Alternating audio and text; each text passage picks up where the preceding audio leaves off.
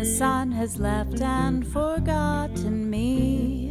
It's dark, I cannot see. Your stories don't Why define does you, this rain but fall how you down? tell I'm them gonna will. Hi, I'm Sarah Elkins, your host and chief story maker at Elkins Consulting. I call myself a story maker because I've realized over the last 10 years or so, as I've been doing this work, that as long as I'm present, aware of my surroundings, aware of the impact of my actions on the other people around me and on the world around me, then that's when I find my most intriguing, inspiring, and motivating stories. And the best thing about it is that when I'm present like that, I know that I'm not just making stories for me to tell later on, but these are the same stories that other people will tell about me, leaving the legacy that I intend. So today's guest, Neal Foard, is also a story person. And I know my listeners are going to love this conversation. I was reviewing his profile on LinkedIn, and I know we're going to have a conversation that's going to make us laugh and hopefully inspire. And I know we'll get some great, insightful stories to listen to. So, Neal, thank you so much for joining me today. Thank you for having me, Sarah. It's very nice to be here. Oh, it's my pleasure. So, I mentioned this before I hit record. I love to start my podcast episodes by asking my guests to share something about themselves that most people don't know about them. And this is something that's not on your LinkedIn profile, not in your bio, not on your resume, certainly not in the bio that somebody might read about you as they're getting ready to hire you to do something. But the reason I do this is that I find that, especially now, more than ever, we end up getting anchored and labeled for one particular part of our lives. People know a certain aspect, or maybe two or three aspects of who we are based on our social media presence or even the work that we do. But we're far more complicated than those two or three aspects of ourselves that most people get to see. So by asking this question, I'm opening up the possibility for people to see how complicated you are and have a different perspective about the work that you do. Some of my friends know this about me, but I lived with my family in Hong Kong for 2 years. And I was the executive creative director of Bates Hong Kong there, a kind of regional hub in Hong Kong, served all of Southeast Asia. And I was terrible at that job. And in that time, that 2 years, my confidence was destroyed. I returned to the United States a shell of my former self. And the reason I was so bad at my job was I did not understand how difficult it was going to be to make myself understood in Hong Kong, because people's fluency with English is extraordinary in Hong Kong for obvious reasons. But there is a very big difference between speaking a language and understanding one another through phrases and idioms and slang and pronunciations of things. And when you discover that your chief weapon, which in my case was storytelling and describing things visually, or as vividly as I could, when you discover that this is no longer a weapon for you, it's a little bit like suddenly being told from now on you have to be left-handed, or you get handicapped in such a way that you become a shadow of your former self. Now, in that time, you grow accustomed to, let me rephrase that. In the time of being sort of humiliated to yourself, because you're just terrible at what you thought you could handle, there's something astonishing that happens to you, which is you open up to the possibility that you don't know everything. And if I were king of the United States for a week, I would make it absolutely compulsory that every American should live overseas for 2 years. Mm-hmm. And hopefully in something that is so insufficiently recognizable as your culture that you realize you really are a stranger in a strange land. And people go, Hong Kong, what a marvelous city. Very, very much so. But make no mistake, it is China. And the Occidental mind and the East Asian mind are not built the same. We notice different things. We summarize events completely differently. And I'll give you a small sort of one of those lessons that you learn over there that reframes your entire reference, which is while they do have barristers and lawyers and representatives and so forth, and while they do have contracts, Hong Kong is not nearly as dependent on contracts as we are here in the United States. The idea that you would sue someone is incredibly bad form over there. And they rely on 100-year-long relationships. And their circle of trust is very small, which would explain why, families mean so much over there. And you wouldn't dream of violating a trust that had been a relationship between two families for 95 years. Oh, you're going to be the one that blows this up because you wanted an extra nickel per unit? I don't think so. And that alone was instructive. But my experience there was just filled with examples like that of things you didn't understand, things that you have to get educated on. And imagine somebody who makes their living being, crafting words, having to spend most of their time silent and observing and being a good listener. It really took me a long time to get used to that. I can say I'm a better person emerging from the other side, but to be humiliated is, it's something. Well, it changes everything about who you think you are. Yeah. Your identity completely shifts. I don't think there's a person in my network, in my life, that hasn't had a job that took them down big time like that. I know I had one. It was just right here in the US. The culture in Montana is very different from the culture in Washington, D.C., where I moved from back in 1999. And I don't think it's uncommon for somebody to have a job that is a really bad fit that takes us down and affects our confidence and affects our identity. So yours was on steroids. It was a much bigger transformation in terms of what you experienced. But I think most of us can resonate with that story. Well, if you don't mind, I'll go into it a little more deeply now that you've got me talking about it. So there was a point about, I would say it's about 7 months into this job when I went to my boss and I said, I cannot believe you have not fired me yet. I do not understand why you keep me. And he laughed and he said, well, I didn't hire you to be a great creative director. I hired you because you don't understand how much this network hates each other. The Singaporeans cannot stand the Malays. The Malays hate the Singaporeans. The Malays hate the Vietnamese, the Thais hate and so on. I mean, between Indonesia and the Philippines, Taiwan, Laos, Cambodia, Vietnam, everybody can't stand one another. The Beijingers hate the Shanghainese. The Shanghainese and the Beijingers both hate the Hong Kongers.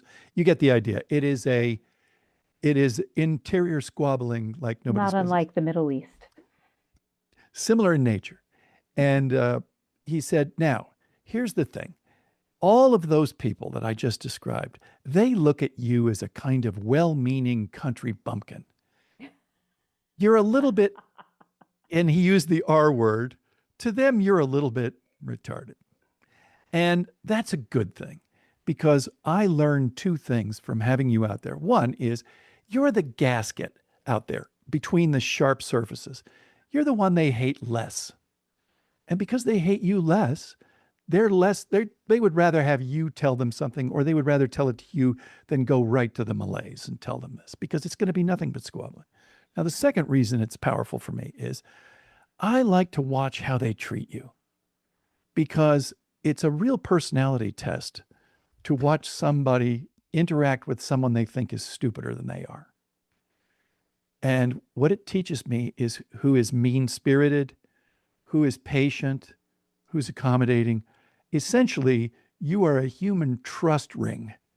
You tell me who I can trust and who would stab me in the back when my back is turned. And so I'm listening to all this going, oh my God, he's basically just told me I'm regarded as retarded by my network. And Oh. and he said, "Now you're very useful for this, and what I would like you to do is just keep being yourself. Just keep doing what you're doing because it fits into my plans."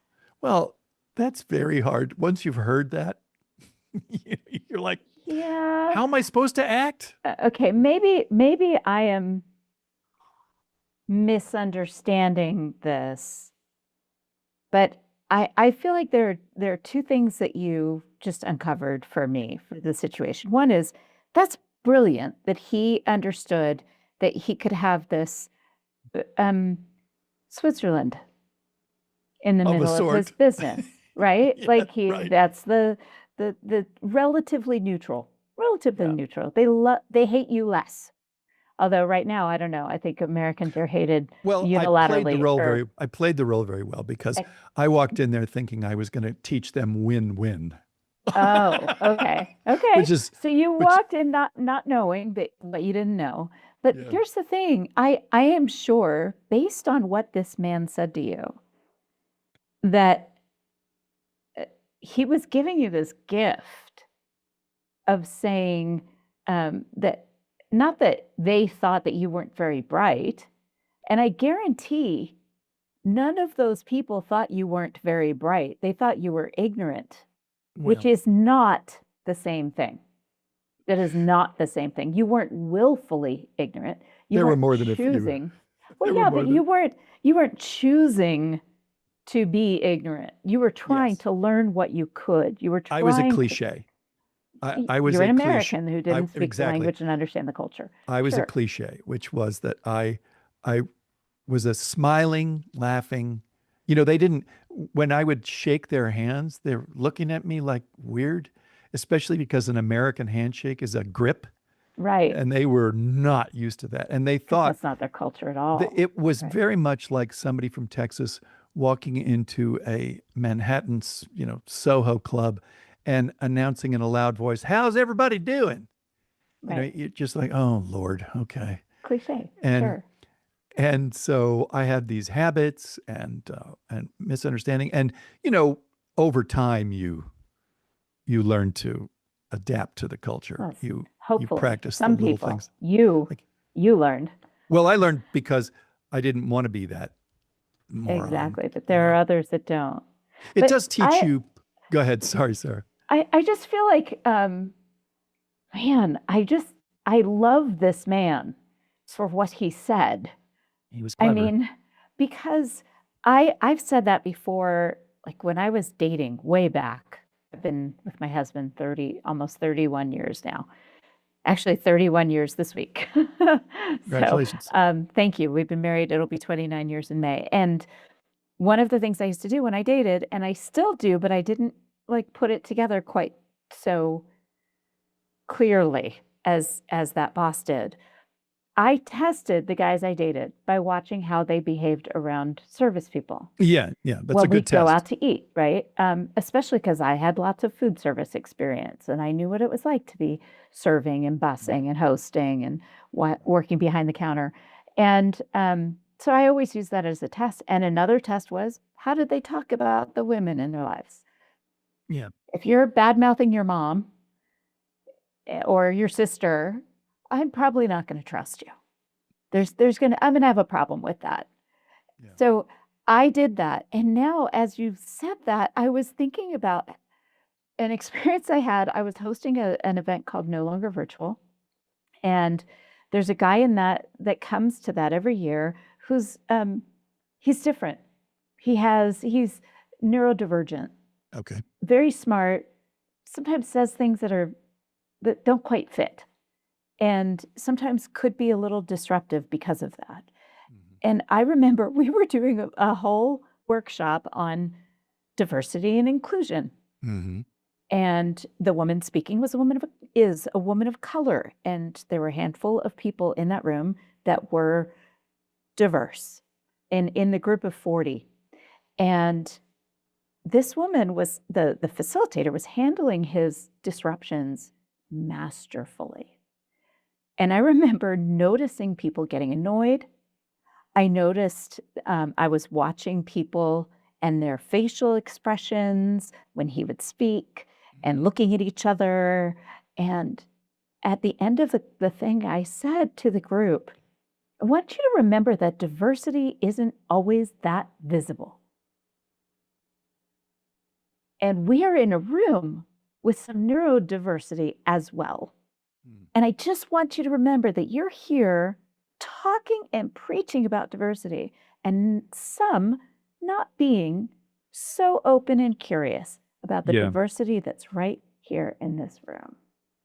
That it's not, my son is on the spectrum, and you get hypersensitive to, you can spot it very quickly. Right. But some people are not hip to it.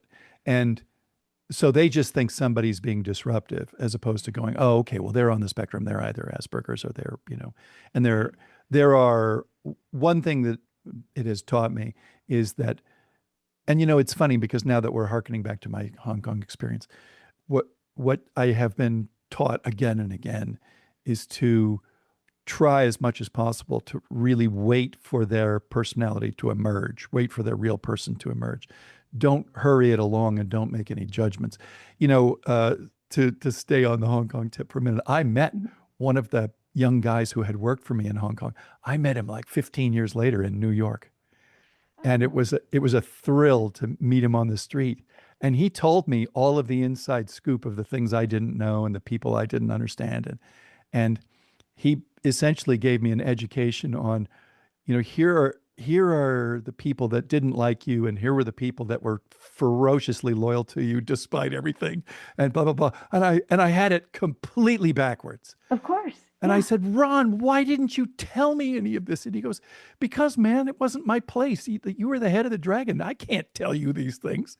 It's embarrassing for people to go, damn it, that's yet another, disconnect. And it really does. I think maybe my walkaway lesson for myself today from this conversation is, remember to just observe a little longer before you start making up your mind. Just keep, and it is keep such your a radar good up. test, though. It is such a good test. Yeah. How people treat other people. I remember from early on, my dad was always very respectful and friendly with every person, no matter what executive position he had, like in publishing and printing plants. The pressmen, the people who would do the hand bindery and quality control, my dad was incredibly charming and respectful to every person, sometimes more respectful to those people than he was to his bosses. Mm-hmm. And to me, that was so critical to watch that behavior. And just like what you're saying, the people that worked for my dad were incredibly loyal to him. They, even if they didn't like him, they respected him. And he did not have the same relationship with his peers. So it's just fascinating. I love all the lessons and learning that you got from that, especially the gap between what you were perceiving and what was actually happening behind the scenes. That was yet another, that was an echo humiliation, is to discover even years later, once my scabs had all, come off. It's like, oh, great. Now I've got another freaking, Layer. injury. But to roll back to storytelling as the kind of theme, what became apparent from that experience is that people really kind of need to know you as a person beyond your dimensions as a professional in order for them to understand where you're coming from, so that they'll understand the context of your whatever it is you're trying to persuade them of. If they have a sense of you that this is your background, here are your foibles, here's the experience. If somebody, for example, grew up in a very, very big family, it's kind of interesting to know where they fell in the order. Birth order. Yeah, that will influence how you perceive them, because, for example, if someone was the baby of a very large family, odds are good they're a stand-up comedian. because they couldn't get over by being physical. They had to draw attention and protect themselves through, sharpening of their observational powers and wit. And knowing as much as you can about somebody's personhood as opposed to their professional attributes it's a marvelous thing to be able to communicate well. Anytime you can speak from personal experience and people can get a sense of what your experience was, it it will help them react to you in a human way rather than just a Exactly. professional way. For example, your father's example is a really good one. Mhm. If I were there and I were watching this and I would see that your dad always treats the craftspeople with great respect and is a little less so caring of his bosses, then you say to yourself, okay, I know where I have a fairly good sense of this guy just from his actions tell a story. And the story he tells is that he has an appreciation that this place doesn't run unless people do the actual work. And Exactly. you can sort of begin to predict how he'll react under certain circumstances. And then the fact that that's the story that I chose to share Right, right. says a Good lot point. about me as well. Clearly, this person cares about A, B, and C, or that isn't the story that they would tell. Speaking of, which story you choose to tell, typically, whenever you get onto this topic of storytelling for business and it's having its moment right now, you'll hear it on everybody's Ugh. lips. I just I know, vomited right? a little in my mouth. I'm with you. Typically what they talk about is they say, well, here's how to break it into 3-act structure or here's what to do with your hands, that kind of thing. Mhm. And I think they're really vastly underestimating the power of what you choose to talk about. The example being what you just did by mentioning your father and the context of portraying him through a certain series of events and behaviors. The fact that you chose to say that exactly as you said, that tells me about you. Mhm. The story you chose to tell tells me about you. And I don't think that gets enough play, especially with CEOs and CFOs. For example, a CEO has the opportunity at their whim to stand in front of an all hands gathering and paint a picture of where we are, where we're going, why, what role you play in it. And I've seen that opportunity squandered over and over again because what they choose to talk about is so narrow in focus and so self interested that the story they don't realize they're telling is, I don't care about you. I have no idea what you do here. Um, an example would be a CEO stands up in front of the company and gives a briefing on why the rumors that you've heard that the company is not going to be acquired, or the rumors that you've heard that the company is going to be acquired are all BS. Okay. Why would they get up and tell us that? I had a young copywriter who was very savvy turn to us in the middle of this 25-minute discussion about stock price and EBITDA and all that. She turns to me and she says, "Oh, I guarantee you 100% this guy's lying. 100%. I don't know I don't know why he's lying, but I will tell you this. Whatever he's telling us, 100% is the opposite, is what's actually true. So Right. act on that." And she was right. This Of company course she was. immediately got acquired. The stock bounced. And I believe that what was happening was the CEO was trying to make sure that nobody was jumping on that news and artificially inflating the price before the market news would allow their purchase to appreciate Right. in value. So in other words, Right. they were able to acquire more stock in the Of course. dip. And I'm Greed. thinking, It's all and I'm greed. thinking, well, but consider, okay, so now he stood up in front of the company and he has bald face lied. Uh-huh. When he gets up again, he has no idea. It doesn't seem to register with him that you Nobody do believes him. realize that we don't believe a word you say now. Oh, no. Oh, so much. I just last summer I had the opportunity to do a public speaking workshop with an executive leadership team at their annual retreat. So there were a dozen people in there, And these people are, they're industry manufacturing people, mostly sales people, but high level, executive level managers of facilities and dealerships for a manufacturing organization. And they wanted to do something unrelated to industry specific session. They wanted something entertaining, but also practical. And so they hired me to do public speaking. And I happened to have all their StrengthsFinder results. So I was able to incorporate and customize every communication I had with each person to make sure they had a strategy that worked for their talents. It was fabulous. One of the things that came up at the end was the CEO of the company said, "Do you realize that we've all shared a personal story? We each stood up one at a time and shared a personal story, and none of us were nervous. Isn't that amazing?"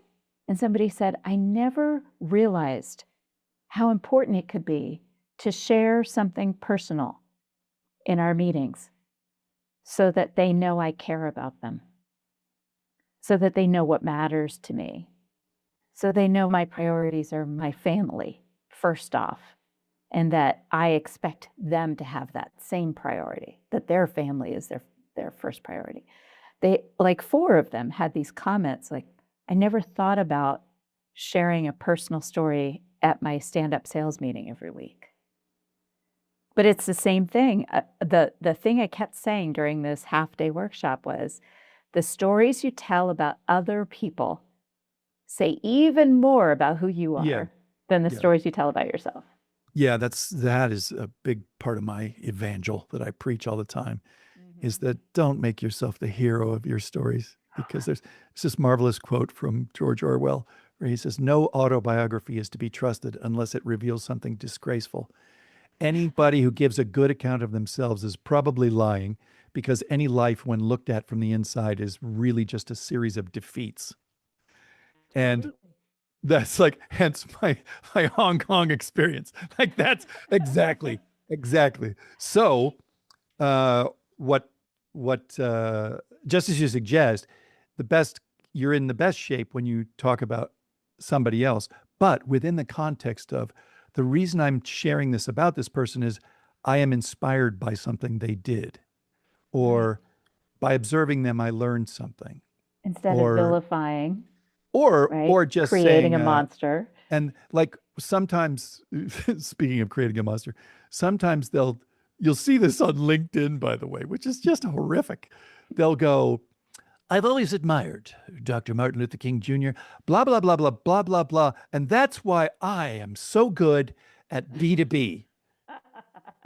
In other words, they will take some historic figure who has sweated and strained, and then they've turned it into a celebration of how great they are. And you really wish you could shake them by the lapels and go, "Bro, you do know that isn't landing like you think it is. That's not producing." But they don't, unless somebody tells them. They don't know. So tell me, so I just described part of the work that I do when I described my experience with this client. Tell me a story about a recent experience you had with your work, your income producing activities. Yeah, I'll tell So you. you can tell us what you do without telling us what you do. Yeah, well, so the experience that I had was on behalf of AstraZeneca, which is a big pharma company. And what they have as part of their sort of sales army is they've got their salespeople who are highly talented, very engaging, charismatic, most of them. They're born salespeople. And it's a very lucrative business for these people when they're very good at it. Then, because it's a giant pharmaceutical company, they often have to pitch big buyers, CVS, the government, what have you. And in those occasions, when they've got a very big client, you're not talking to country bumpkins. These people know about pharma. Many of them are, chemists and so forth. So you're not introducing them to the idea. So they will often require you, or it's highly desirous that you bring with you a chemist who can explain the ins and outs of the drug you're proposing, so that you're not simply making a pitch. They can ask intelligent questions and get intelligent answers. However, the chemists are not salespeople I for the thought most that's part, where you were going. right? Yeah. And many times they are on the spectrum because that's what makes them so bloody good at their jobs. They love the detail. So, what will sometimes happen is that the salespeople will make a claim, and then the chemist will say, well, Quite. not, not the way you're describing. And what will often happen is that this creates a friction in more than one way. One, the salespeople don't like to be interrupted and contradicted and so forth, that's bad enough. But the worst thing is immediately the buyers are going, okay, so apparently these people are not singing off the same song sheet, and the salesperson makes claims they can't back up. So we've got a big trust issue, right? Yeah. So what we wound up doing, I was very proud of this, was that we focused on the chemists and said, I'd like to give you an opportunity to be your best self, but I'm not having any expectation, nor should anybody have an expectation that you're going to be a great presenter. You're there for a very specific purpose, which is to describe chapter and verse of, what you need to do is you need to rehearse so that you can be compact about what's the useful information. And then when it comes to Q&A, then you can let it run. But what I would actually recommend is for you to master the first 60 seconds. Just really lean into having that down, because what it'll do is it will give you the confidence to know you know exactly what you're going to say, exactly, and you know how long it takes. And what's more, once you've established that they think, oh, this guy or this woman knows what she's talking about, you're kind of off the hook at that point, because they will have already decided who you are, and then anything you say afterwards, they'll still plug into that first impression. But may I make a recommendation that the first words out of your mouth are something like, thank you, Ron. Can I just start by saying, I love the subject I'm talking about, and that's kind of unfortunate in a way, because I often run on. I just don't know when to stop because I love it so much. So can I just say you have absolute permission to tell me to shut up at any point during this talk? I will not take offense. I accept that I am a little too passionate about this. So please, by all means, stop me when you've heard enough. Okay. Now, the beauty of this is, especially for somebody on the spectrum, is when you arm them with exactly what they're supposed to say, they will master it. They will 100% get it down. And when you further give them the opening sequence of, you are completely at ease to tell me to shut up, now they're not nervous about presenting badly because you've given them permission to interrupt. The salespeople, a couple of them then literally came up to me and said, you don't realize it, but you've just given us a great gift, because now I can stop Debbie or John. I can stop them, and it won't look like I'm trying to get them to shut up. I'm trying to save them from themselves, essentially. And the beauty of it will be that the impression that the customer has is the opposite of what they would have thought if I'd told them, okay, that's enough. Before it was like, cool it, don't tell them that. And instead it's like, all right, this is what Doug is talking about. Mm-hmm. Okay. But when you establish a kind of vibration of affection between the salesperson and the chemist, it makes the company seem like they're fun to work with. Mm-hmm. So again, you're telling a story that's sub rosa. It's the subtext is, we actually enjoy what we're doing. Unfortunately, that can be a runaway train. So we're here to give you too much information. You tell us when you've had enough spaghetti. Okay. But we can go. And it creates a very different vibe in the room from a sales pitch. Now it's like, no, we're here to inform you as much as you want to know. Absolutely. I love that. Yeah. And so that's especially the permission. It's not just permission to interrupt. It's also the person giving themselves permission to be enthusiastic about their work. And so many times when a person who's not familiar with presenting or isn't comfortable presenting in front of a group. I've heard people lovingly say to the audience, I'm a little nervous, so bear with me. And the audience, all they want to do is support you. Yeah, So that the that moment of, okay, I've just broken the ice. I've already told them, so there's nothing I can do to make it worse. well, the most people don't gather the sort of multiple tiers of how everything gets interpreted. Right. Like they have no a lot of people, unfortunately, when they're going to get up and they're going to do an address in front of 300 people, or they're standing in front of a board of directors, they think that the hard lifting, the heavy lifting is done by bullet points, not realizing that no, nobody really remembers anything that you put into bullet points, because you just any more than 3 bullet points on a slide, brother, you have overloaded them. They're never going to remember that. That what's vastly more important is to communicate. Let me explain a problem that we're having or other people are having, and why that's a problem and what that means to them. And then let me tell you how we can solve that problem. And in this description, which is a story about a person, you know, you're describing, there is this woman. She is 65 years old. She has been laid off from her job. She no longer has pharma coverage, in a scenario where you can literally go bankrupt from something like too long a stay in the hospital over COVID. She desperately needs somebody to look out for her in a way that we can help with that. And it's a very clever solution that we've decided to do, a new derivative policy that's exclusively for that sort of person. Okay, so right away, they know all the context, they know the attitude. They really want to hear how this gets solved. Mm-hmm.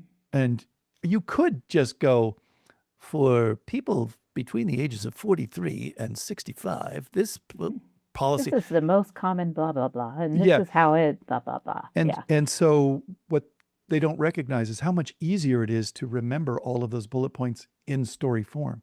Mm-hmm. You can remember extraordinary amounts of data if they're in story form. And the reason is this is how the human being has developed from 100,000 years of tradition sitting around the campfire.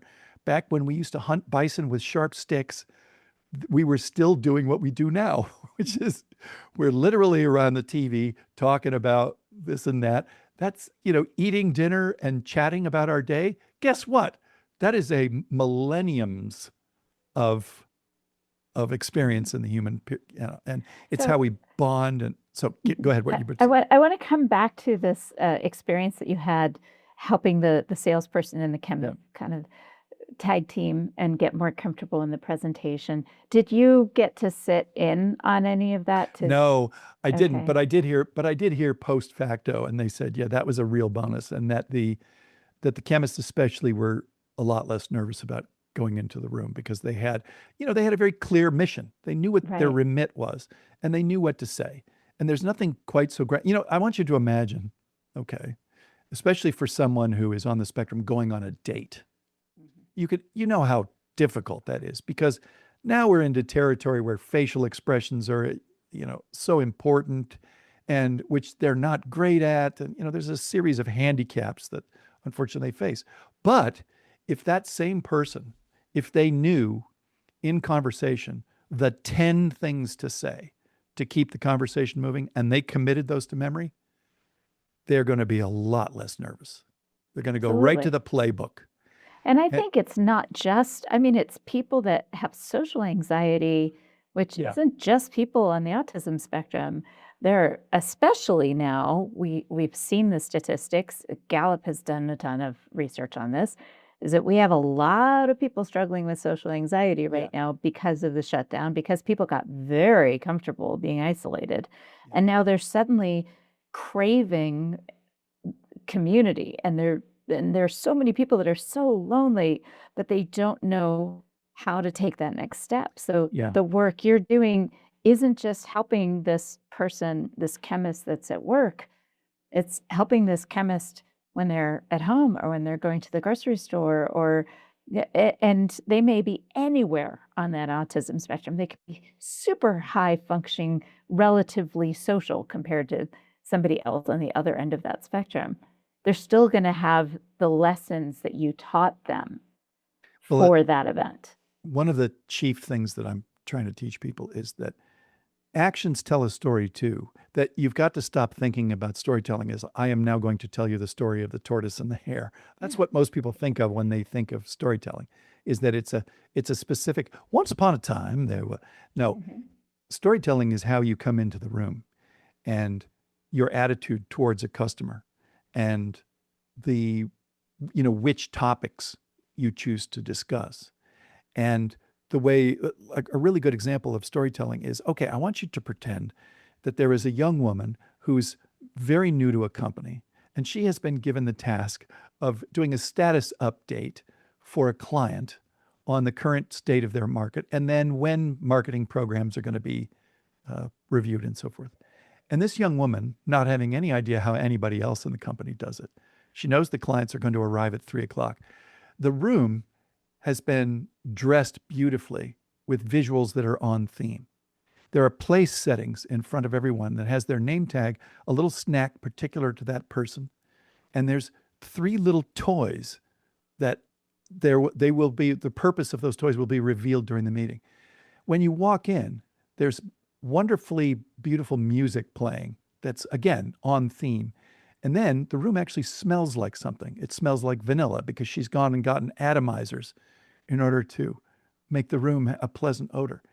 And then not only does she has she rehearsed sufficiently that she doesn't actually need the slide deck, she opens with a story about what she's hoping the outcome of the meeting is going to be today. She will say, all right, now you've all come in and I'm glad to see all your smiling faces. My goal today is to make sure that when you walk out of here, you think to yourself, this was the best meeting I had all week. And the reason I think we can achieve that today is I've got a bunch of cool new ideas that are going to be coming towards you. And when you walk out of here, I think you're going to feel good about where we're at. Okay, now let's get started. And when this new person, when other people are exposed to this meeting, they're going to go, holy living shit. Who is this? All of a sudden, she's on everybody's radar because she took a low expectations meeting and vastly over delivered. That's a story. She's telling a story about herself. You know what the story is? How you do anything is how you do everything. And this gal doesn't miss a trick. She knew it was a client meeting. So she said, I'm going to make this the best part of your week. She Now, made the story that other people will be telling about her okay. later on. See, that's it. You've got it. I'm going to repeat your words from now on because you've nailed it. She gave them the story to tell. Mm-hmm. That's the goal. It's It not just the story you absolutely tell. is. It's the story you And give people to tell. That's and brilliant. it's in all of your actions. I mean, I Mhm. think about when I am hiking on the mountain near my home and I pick up the poop that somebody else's dog left Yes. behind, Yeah. Yeah. right? You do the shopping That cart isn't even in the mine. supermarket. Yes, that's me. I Yeah. bring the shopping cart back because I don't want somebody else's car to be damaged by it. And I am not doing this because people are watching. Most of the time, people don't see me doing this because I'm on the mountain and Yes, but how you do anything is how you do everything. Exactly. But when I do and somebody actually sees me doing it, I know that I've I know that people are saying there are a few really special dog poop fairies on the trail. And I know I'm one of a handful of people that consistently are up there doing it. But yes, For, it's how you do one thing is how you do everything. And yeah, for all of the heat that boomers get, if you ever return a shopping cart or you pick up another shopping cart on your way back to the boomers will already turn around and they'll go like, yeah. way to go. Nice. Yeah. I remember my son came home. Let's see, he's 27 now. He must have been about 22 or something. And he was staying with us for a few weeks in between places. And he came home and he said, Mom, It was really hard. I said, "Well, it was hard." He said, "Well, I went to Costco for you, and I saw this woman struggling with big, heavy things out of her cart, trying to get them into her car. And I didn't want to ask her if she needed help because I didn't want to insult her because I know you're Oh, so little, but you do it yourself. And I didn't want to be insulting." And I said, "I tell me you offered anyway." He said, "I did." And he had said, "I can see that you can do it yourself, but it might be oh, easier for me nice. to do it. Yeah, Can I yeah, help you with that?" yeah. And the woman was like, yeah, sure." And he helped her, and she was so grateful. And then he took her cart. And all I could think was, this is a story that this young mom who had two little kids in car seats in the car already is going to tell about this kind young man who stopped to help her without being insistent or without being condescending or without being the hero of the story. "I can see that you're doing just fine here, but I'd like to help if you let me." Yeah, that's a great gambit. That was well done. I just posted a story about a guy in the gym. Um, I don't know if you saw that one, but I put it on. So this is what happened. So I like to get to the gym really early, like 5 a.m. because Ugh. it's because the gym crowd at 5 a.m. it's Right. always the same people. Right. And I worked at a gym early oh, okay. morning for years So when my boys were little. okay, so at 5 a.m. nobody's there to pose. You don't see Right. people flexing in the mirror. Everybody's just really serious about it. And one morning there was this gal. She came in about 5:30, and it looked like it had been a while since she'd been in a gym. And she was wearing this ratty pair of basketball shorts and an old sweatshirt that looked like she painted a living room in it. And so I liked her already. And but I could tell from the way she was looking around, this was new to her. Like Mhm. this was an unfamiliar environment. Now, I'm thinking, oh, she's a little uncomfortable and she doesn't know where anything is. And this young guy who's doing bench presses, gets her attention and he waves her over and she comes over and then he has her spot him while he's doing bench presses. Okay. Now I'm watching this and this guy's yoked. I mean, he is chiseled. Right. The way I would describe him is, if he collided with a fire hydrant, he would leave a dent. And so he bangs out the things, and then it comes to the point where his arms are vibrating and he can't get that last rep up. So she throws her body weight into bang, and she re-racks the weight. He leaps to his feet and he gives her a fist bump. And then they have a very short conversation. He starts pointing out where everything is. And the vibe is she's very comfortable now. She's going, oh, okay. So She that's what helped. I got right, because he didn't ask her if she needed help. He asked her to help. And by feeling useful, suddenly he wasn't some guy hitting on her. He was returning the favor by offering her guidance on where everything was. So awesome. I Yeah, I thought that love was that. very, very clever. It And creates community when people feel like they can contribute. so, Love because it. this guy, he was always there. He's always there at 5 a.m. So he knows perfectly well. He's never seen her before. So she's a newbie. So he'd sussed out what I had, which is like, oh, there's a 30% chance she's going to turn on her heel and walk right back out. Right.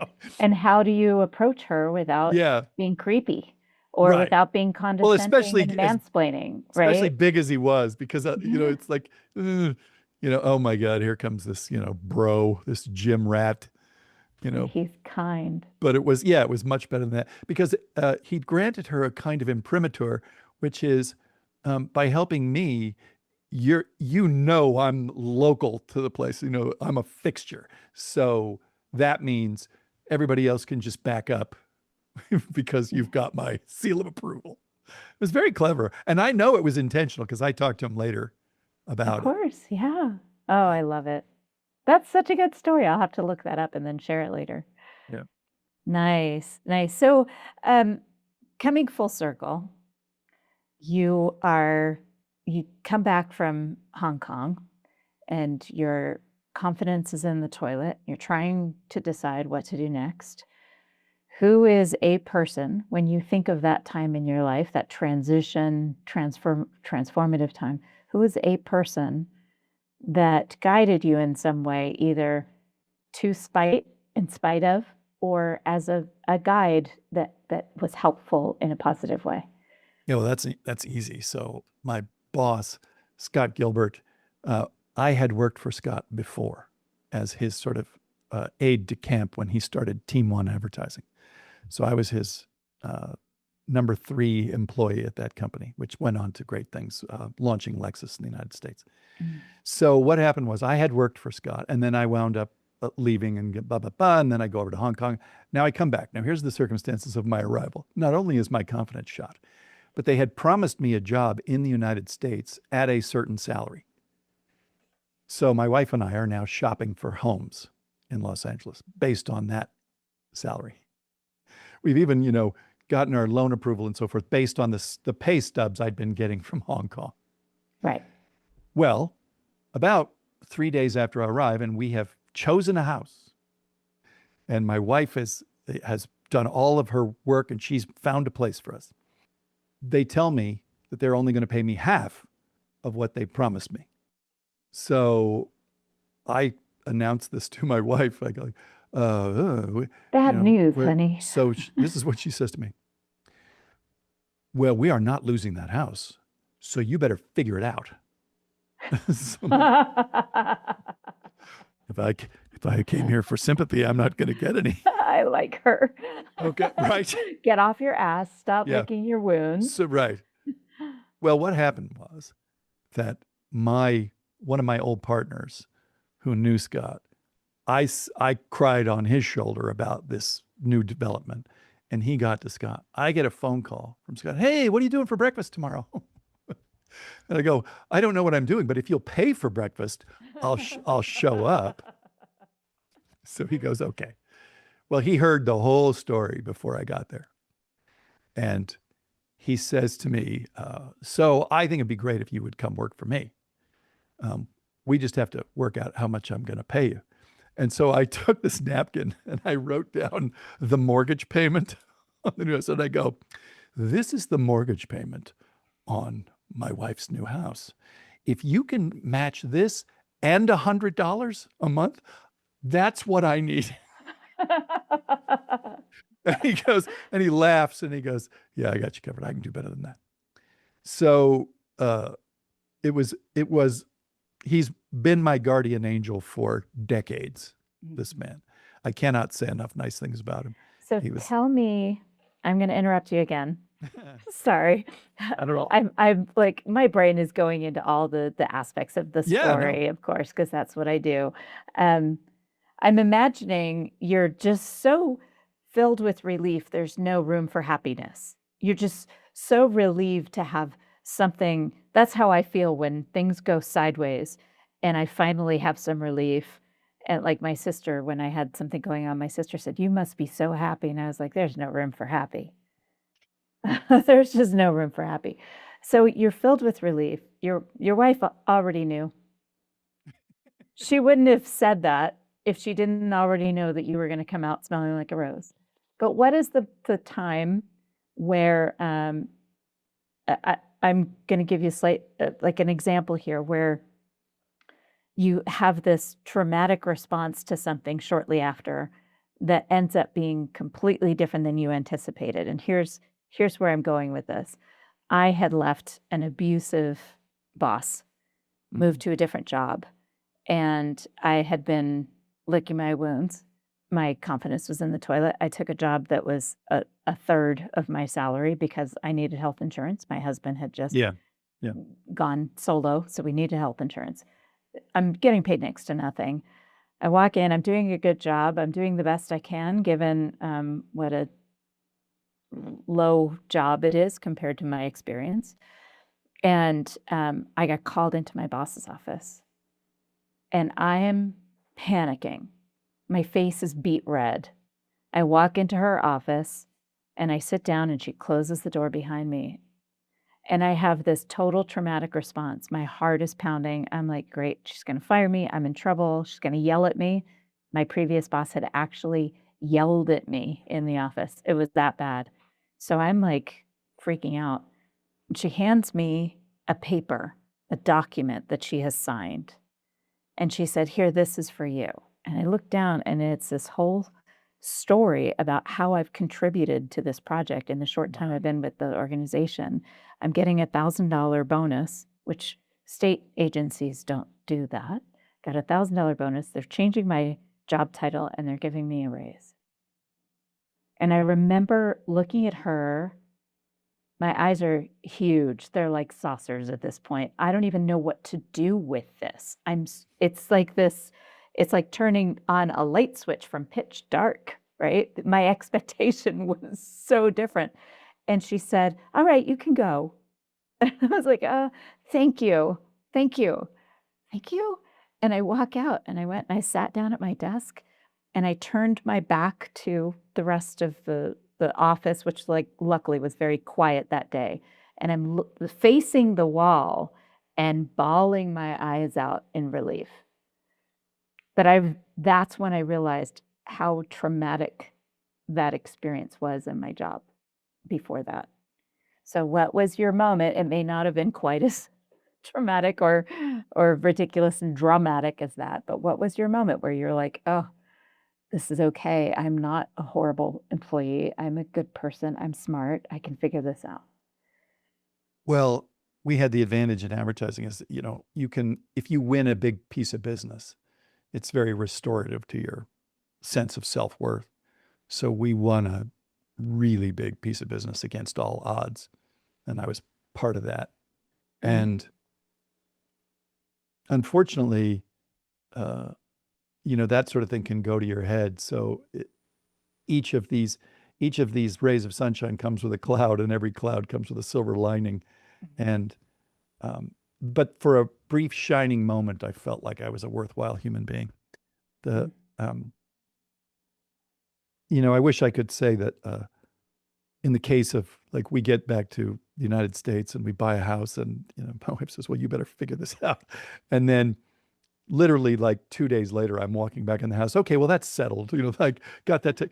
And so I felt like a big shot then. But even at the same time, I felt like there was a little bit of imposter syndrome, because it wasn't as though I swam back to shore. It's just that the Coast Guard showed up and fished me out with a helicopter. That's Right. basically what happened. So I didn't get that sense of relief. It's more the sensation that you have when you manage to avoid a bus hitting you.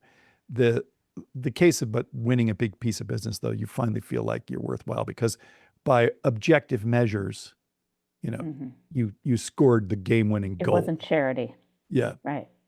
And that was one case where it really was against all odds. We really had a deck stacked against us, and just came in with a Hail Mary and did it. That's yeah. so awesome. And I'm guessing that after that, definitely that sense of, okay, I'm gonna be okay. I contributed here. Well, it's a funny thing. I'm not sure I've ever really felt that way, like that everything's going to be okay. I think it may be my father, who he grew up in the Depression, and I think I have this kind of what would you call it? A kind of phantom worry that I inherited from my old man, because he grew up in Wyoming in the 20s, or I should say, he was born in the 20s, and in 29, he was 9 years old. Wyoming just gets devastated by the farming wipeout, and everybody's farms are repossessed, and The Dust Bowl, I think, is what they called it. Yeah, and the Depression hit, and man, it was really desperate. And his old man, my grandfather, they all trundled on out to Los Angeles in the hope that he could find work as an electrician for the studios, because everybody knew that the studios were, great union jobs. So they all roll out to Culver City. And man, it was hard scrabble. It was, Los Angeles, the way my dad pictures it, and he always used to describe it as Los Angeles. He would describe, he says, Los Angeles in the 40s, Neal, man, it was corrupt, and everybody was, it was a pit of vipers, man. And the police, you couldn't trust the cops. Like, one example of an experience he had when he was about 14 years old was, so there they are in Culver City, and he's parking cars for MGM Pictures. Now, that's back when they used to shoot the Our Gang comedies, and like the Three Stooges. Right. Used to shoot them right on the lot there. And he says one day this cowboy actor comes in. I don't know if you've ever heard the name Tom Mix. Does that name ring a bell? Yeah. Big old hat, like really big hat, 10-gallon hat, and comes rolling in a 1933 Auburn, which is essentially a yacht. And it has a steering wheel. I am not exaggerating. It's about that big around, Like a yacht. like a yacht, exactly, Uh-huh. the ship's wheel. So my dad has to stand up to drive it in order to reach the top of the wheel and the pedals at the same time. I hear you. So he winds up accidentally ramming this thing through the fence, and they're literally shooting an Our Gang comedy on the other side of this thing. So this Culver City cop comes rolling up and grabs him by the ear, and he's swinging him around by his ear and threatening to take him to the Hoosgow. And this actor comes running back out because he heard the crash, and he's like, "Oh damn, I bet he kid did. ruined my car!" But he sees my dad in the possession of this cop, and he goes, "Oh no, it's my fault, my fault. I didn't tell the clutch sticks." He makes up some kind of thing, still wearing this cowboy hat. Okay, he manages to extricate my father from the trouble. And the cop's like, "You're lucky, you little bastard." And the cop gives my dad $5 for his trouble. Now, $5 in 1934, That's a lot. that was going to feed them for a week and a half. And as soon as everybody turns their back, the cop snatches the $5 from my dad. And he said, "Neal, you don't know what it's like to be hungry and somebody just took the steak right out of your mouth. I was 14 years old. If you'd given me a gun, I would have shot that man in the head." And he goes, "I'm telling you, I would have done it." And he says, "I had a burning hatred of cops ever since that day." And I'm like, wow. And he says, "There is no law of the universe," Neal says, "you're going to make it." All right. And so I inherited this kind of, Suspicion. terror that at any moment the whole thing can fall down. And then he winds up shipping out to the South Pacific, as if that isn't bad enough. Next thing you know, he's working for he's in the Seabees, Oh, heading out to Guadalcanal. I think all his friends died in the Solomon Sea. mm, So I mean, he was really scarred from yeah. those experiences. And Amazing what the trauma that happened to him that gets passed on along to his yeah, kids. yeah. I mean, because he would tell me these tales, and I would just, because he was trying to tell me, "You're too goddamn Watch out. trusting." Yeah, watch out. Yeah. Yeah. Well, those are very different from the stories that I heard from my Holocaust era surviving Oh, family and friends. So, but similar ending up with that question of who do you trust? Who do you yeah. trust? Do you think you inherited? Because there's a lot of trauma there, Definitely. and so, yeah, they say that Yeah. genetically, that like you Mhm. literally inherit genetically. Yeah. Yeah. I read a lot about that, the epigenetics Yeah. and yeah, um, generational trauma and yeah, it's fascinating stuff. But hopefully we get more and more people to manage that. Obviously, it's part of why we're in such a disastrous state right now Yeah. globally. Is Yeah. we Well, just can't certainly. seem to get away from that generational trauma. Mm. I do feel like the algorithms are at work on us right now. And so what's happening is they are profiting from our division. Absolutely. Because rage baiting results in engagement. So what's happening is they're creating a divisions, divisiveness. They're creating a terror. They're manufacturing boogeymen and then telling you to be afraid of each other. And there's an old Bertolt Brecht poem that goes, "All the gang who rules us hope our quarrels never stop. It helps them split and fool us so they remain on top." And I cannot help but technologically, whatever the motives were, technologically, this is where we've netted out. And so therefore, I feel like it's sort of, I'm obliged. If you don't believe in that, you have to kind of supply some of the antidote. You have to be part of the solution. Absolutely. And so I'm trying as much as possible to encourage people to don't listen to that. Not every human being is a jerk. No. And it comes back to sharing our stories and yeah, changing those relationships one person at a time, because that's the power that we have as individuals. Neal, thank you. This has been such Thank a you, fun Sarah. conversation. Lots of good stories. It was such a pleasure having you on the show. Thank you. Thank you. Yeah, that went places I wasn't expecting. They So- usually do. That's what happens with an organic conversation where I don't give you questions in advance and I don't stick to a script. But that's the magic of these conversations. We find the stories that are most meaningful in the moment, and they're the ones that inspire people.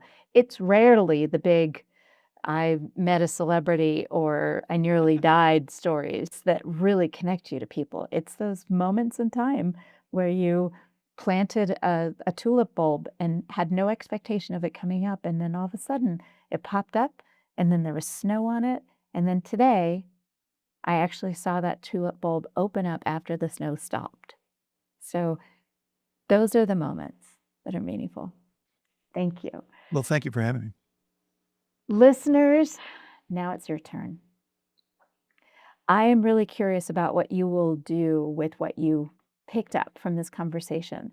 Maybe it'll be from the very beginning of the conversation when you realize that a really good test for the people you want to spend time with is watching how they interact with other people. People who can't serve them, people who can't help them, people who can't do something for them. Maybe it's somebody on the autism spectrum. Maybe it's somebody who just looks really different or behaves differently from you. Maybe it's a server at a restaurant or somebody in retail. How people treat each other is a really good indication of whether you want to spend time with them. So let me know. Send me a message through elkinsconsulting.com. Check out all of Neal Foard's links in the show notes associated with this podcast episode on my website. Thanks for listening. You'll find that life is still worthwhile if you just smile.